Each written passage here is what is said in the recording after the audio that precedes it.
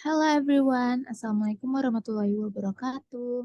My name is Shakila Azara and I'm from class management 22B and my NPM is 224111052. And in this video, I want to presentation about data, populasi, sampel, and penyajian data. And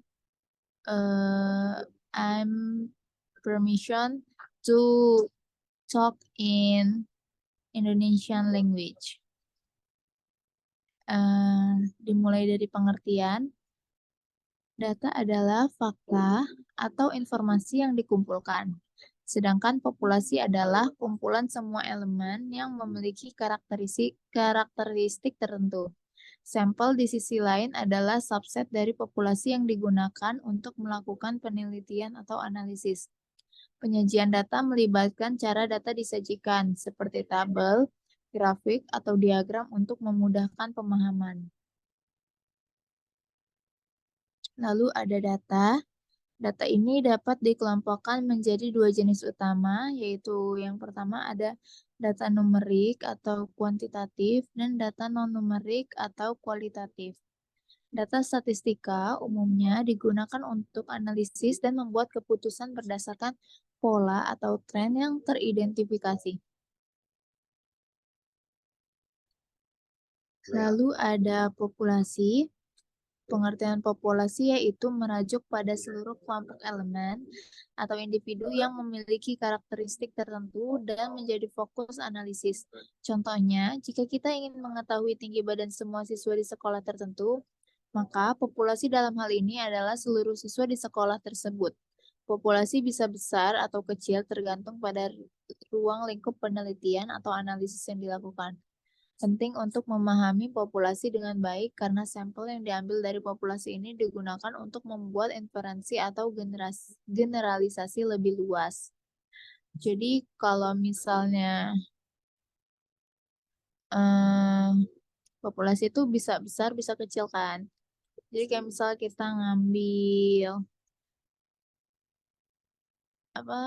data tinggi badan siswa dalam satu kelas, berarti itu populasi kecil. Jika ambil dari dalam satu sekolah, berarti itu populasi besar.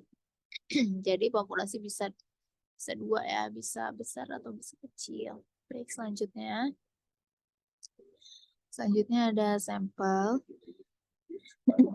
Sampel statistika adalah subset atau bagian kecil dari populasi yang dipilih untuk diobservasi atau diukur.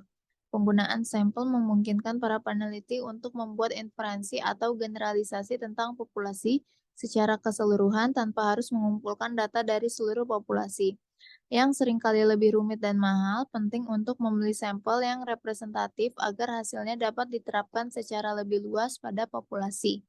Metode pemilihan sampel yang umum melibatkan acak atau proporsional, tergantung pada tujuan penelitian. Selanjutnya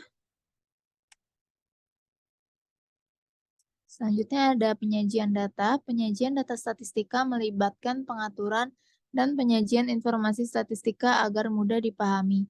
Beberapa metode umum penyajian data meliputi yang pertama tabel.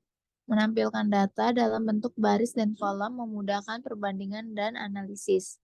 Yang kedua ada grafik atau diagram, seperti diagram batang, diagram lingkaran, atau diagram garis. Yang ketiga ada peta.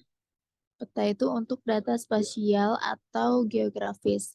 Peta dapat digunakan untuk menunjukkan distribusi dan pola di area tertentu. Yang keempat ada diagram pencar atau scatter plot, menunjukkan hubungan antara dua variabel dengan menempatkan titik pada koordinat. Ada rumus statistikanya. Yang pertama ada mean atau rata-rata. Mean sama dengan jumlah semua nilai dibagi nilai jumlah data. Yang kedua ada median atau nilai tengah. Jika jumlah data ganjil, median adalah nilai tengah setelah data diurutkan. Dan jika jumlah data genap, median adalah rata-rata dari dua nilai di tengah. Yang ketiga ada modus. Modus itu nilai atau nilai-nilai yang paling sering muncul dalam kumpulan data. Yang keempat ada rentang atau range. Range nilai maksimum dikurang nilai minimum. Baik, selanjutnya. Rumus statistika ada lagi lanjutannya, ada standar deviasi, ada yang seperti di sini ya. Ini karena angkanya lambang-lambang gitu, jadi aku salah sebut, jadi bisa dilihat atau dipahami dulu ya di slide yang berikut ini.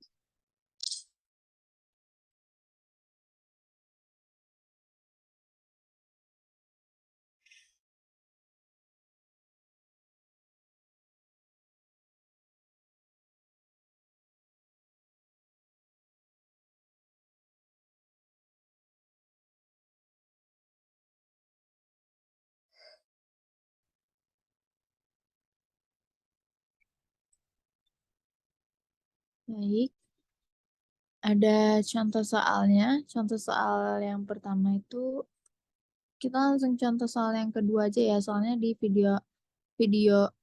maaf, slide sebelumnya, video sebelumnya tuh ada contoh soal yang pertama.